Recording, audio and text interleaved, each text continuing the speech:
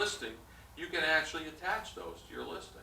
So any potential buyer will have the HOA disclosure, all the bylaws could be up there, any other information that will assist in the sale of your property, you can attach to your MLS, which is really kind of cool. So how do we find the HOA? Because I've found a lot of properties don't have the HOA documents available. They have to have, there's an association, you talk about the. I mean, like on the listing, like they don't have it available, so how would you?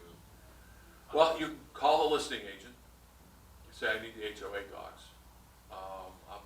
My client's looking to put in an offer, we're interested in the property, can you send me a set of the HOA docs to review? They may say no, or they might say yes or no, because you have the ability, after reviewing HOA docs, you have the ability to cancel out of the contract just based on those. Right.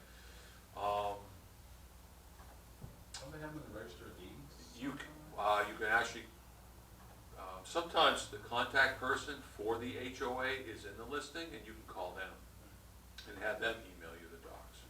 Or look at the HOA itself on the Florida website, the corporation website or whatever. No, you can actually do a search for the homeowners association. Most of them have their own websites now.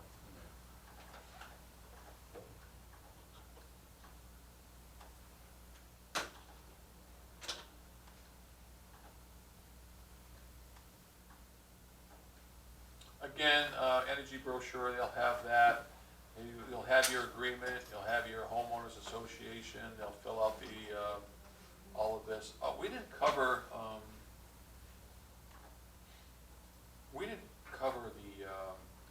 the last few documents on our purchase.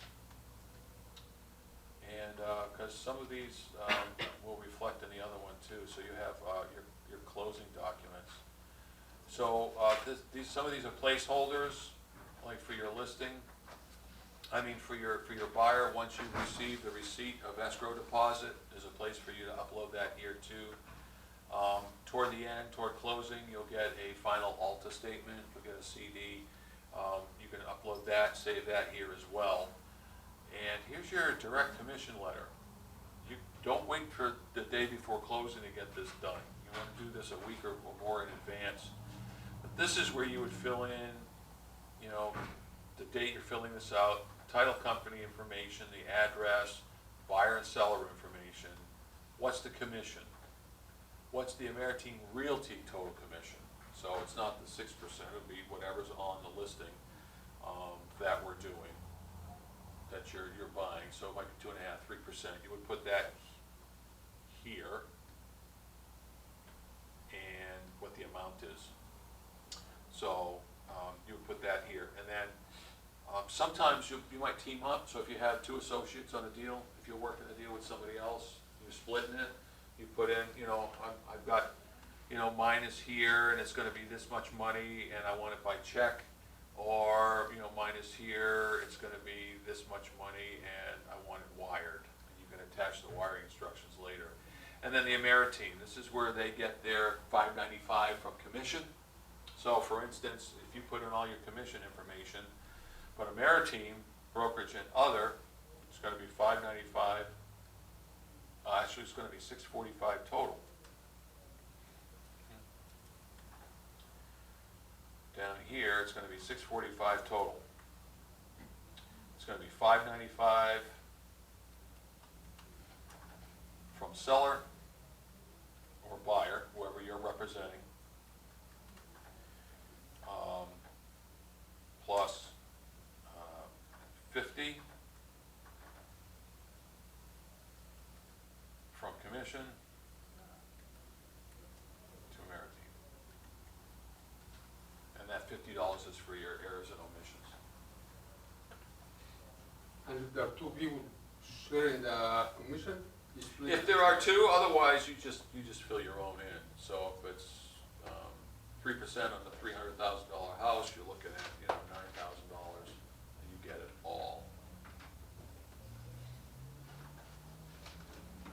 So what you would do is once you don't sign it, once it's complete, you save and you share it with Carmen admin, and they'll get a copy of it. Just give Carmen a quick email or text to let her know, hey, I just got my direct, and she'll she'll check your math. Also, she'll go into your dot loop and make sure your dot loop has all the necessary documents that are supposed to be in it. If anything's missing, she'll let you know, and you won't get your commission letter signed until she's reviewed everything and everything looks like it's in order. Then she'll rubber stamp it and send it directly to title, and then you can ask her for a copy of it, because you want to email it to title too. Like a day or two before closing, you'll have your copy. Hey, just wanted to make sure you got a copy of this. I have often attached to it instructions, more detailed than this if I've had multiple people receiving pieces of the commission and I want it wired. So I have an attachment that I have with my information on it and the wiring instructions so they can ACH directly into my account. Otherwise, you go to the closing and you collect your check.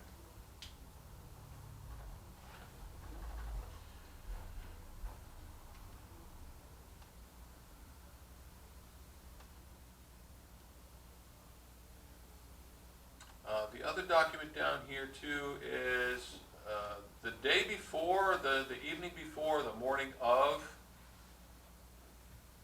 when you're representing the buyer. I should have covered this before, but when you're representing the buyer, you're going to want to do a final walkthrough.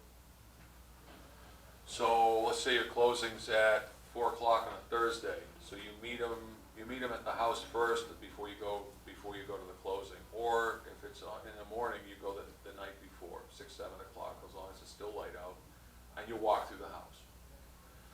At that point, it's kind of like a re-inspection. You're just making sure that the appliances are still there. There's nobody punched holes in the walls, ripped the tub out, threw something out the window. You know, you just kind of, you walk through, it's like, yep, it's just the way we expected it to be. You have them sign off on this, and you get a copy of it to the listing agent, and you're all set. If there is anything you see, you can write it in here. You know, the water was off, or the water was on, or whatever. There's other things that you can add.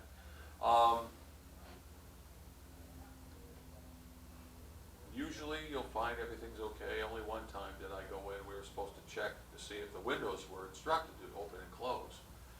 Apparently some of the windows were, you know, jammed up. So I went to open one of the windows and it fell out. I caught it.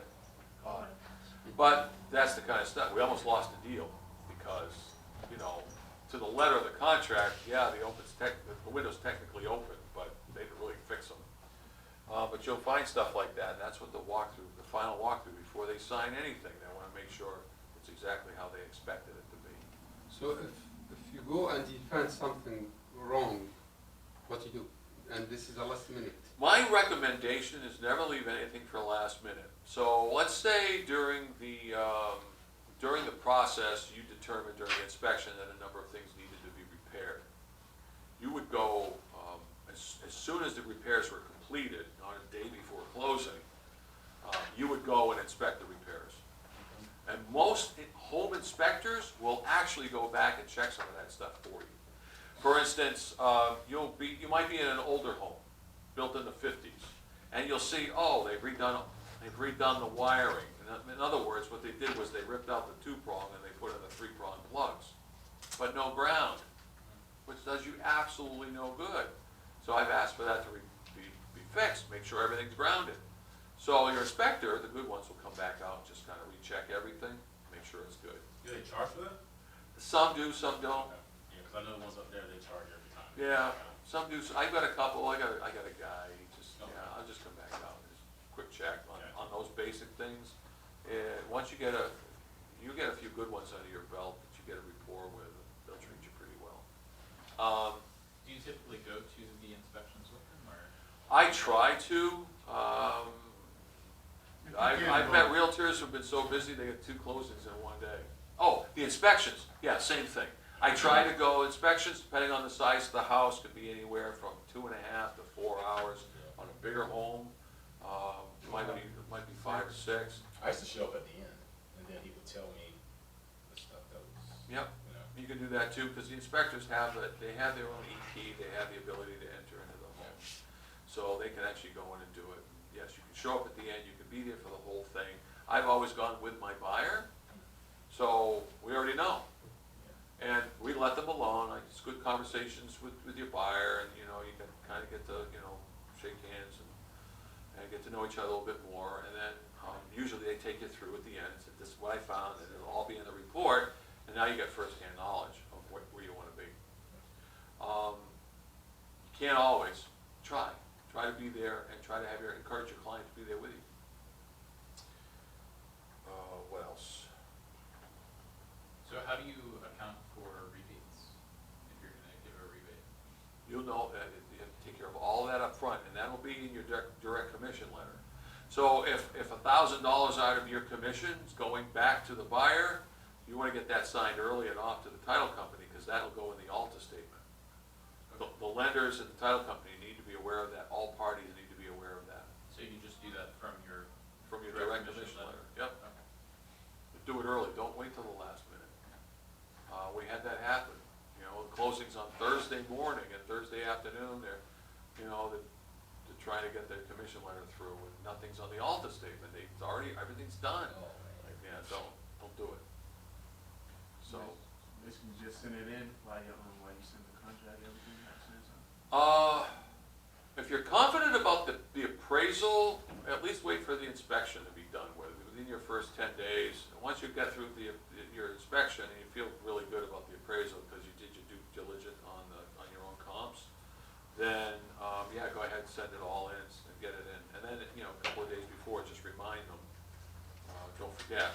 And when you get the Alta statement to review, or the closing disclosure, make sure you review it, make sure it's all in there. That way it gives you time to go back and say, hey, because you should get that 3 days at least 3 days in advance. So you've reviewed it, you're looking at it going, oh, hey, the $1,000 rebate's not in there, and you make the phone call or write the email. Whenever you make a phone call,